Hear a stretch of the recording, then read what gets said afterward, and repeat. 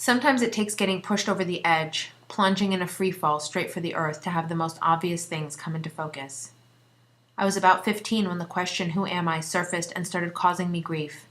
I agonized over how to define myself and which me was most real: the daughter, the sister, the aunt, Russian, American, Jewish. Was I my opinions and the things I thought, or just this terribly awkward body that walked around from one place to another? But what lay at the core of my puzzlement and self-loathing, both then and in the 15 years since, was the ever-growing rift between my version of who I was and what others seemed to see in me. The paradox between how awful I knew myself to be and yet how positive the feedback was from the outside world. I wondered if people would still hang around if they knew what a jerk I actually was, and I lived in fear that they might find out. But it's been 30 years for some, 10 to 15 for others, and they're still hanging around. So what gives?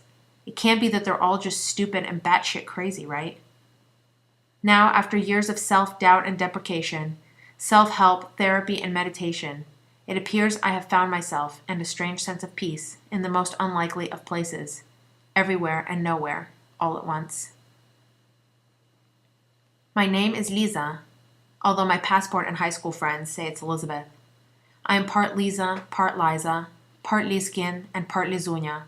I am Pipin the Radist, and I am Mamin the Solnishka. I am part my wise, resilient grandparents, part my compassionate, selfless mother and father. I am part my ever-positive, albeit God-hating sister, part my gym-obsessed, sometimes lost but always searching brother, and part my dry-humored, old soul, love of my life nephew. I am part my craziest friends and part the most reasonable ones, and so much part of one that it freaks me out. I am part the things I leave with people, and part all that I get back from them. I am part neurotic and stressed, and part calm and certain that things are the way they are because they simply could be no other way. I am part lazy and part passionate, part open-minded and part fanatical. I am part humble and part narcissistic. I am part know what I'm talking about and part an ignorant fool. I want to know everything, and I feel as though I know nothing. I make people smile and I stress people out. I sometimes do good things because they're good, and sometimes I do good things just to get a damn pat on the back. I'm crazy about making certain not to waste a single moment, and yet I waste a ton of time doing it. I am, by any measure, emotional as hell. I feel pain, anger, joy, and love with a ferocity that lives deep in my core and constantly reminds me that I am alive. I am part impatient, irritable, and overly sensitive, and part compassionate and forgiving. I'm part easily influenced and part bossy as hell. I'm part confrontational and part scared to death. I love helping people find their own awesomeness, and I love telling them when I think they're being a jerk. I'm wildly consistent in my inconsistencies. There are things I can never be relied on for, and even more that I can always be relied on for. I'm committed to being better tomorrow than I was today, and yet I often take countless steps backwards before ever taking half a step forward. I feel deeply other people's suffering, and yet I seldom do a damn thing about it. I believe that nobody is either better or worse than me, and yet I can be an arrogant asshole and insecure as hell. I believe that every single thing is in God's hands, and yet I worry myself sick about all kinds of crazy shit that's just not up to me. I believe in being proper and intentional with every word, and yet I curse all the fucking time. I get zealous about a bunch of stuff that I don't follow through on, and I get zealous about a bunch of stuff that I do follow through on. I'm busy even when I'm not. I'm hyperactive even when I'm tired. I talk too damn much. I listen a lot too. I think a lot. I don't read nearly enough. I bitch and complain sometimes more than I'd like, but I also care a lot, and I love a lot.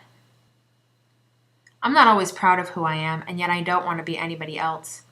I am part eternal Godspark and heavenly body, and part sex and food-crazed excrement-containing skin bag. I'm not who you think I am, and I'm not who I think I am. I am both, neither, and somewhere in between all the time. And my paradoxes, well, it turns out they are not in the way of who I am. They are not holes in my fabric that need mending. It is deep in the crevices of those paradoxes that the delicate balance of who I am is struck. It is what I think, decide, and do in the space between reason and whatever lies outside of reason that defines me. It is the thing that psychologists and statisticians can't predict or write textbooks about.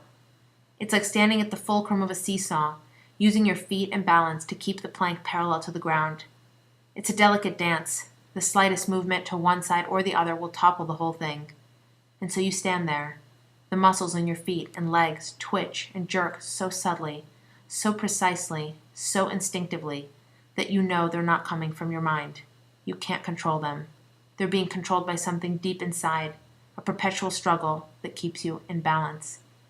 It is that struggle to do what's right in the face of weakness, laziness, conformity, fear, pressure, and temptation.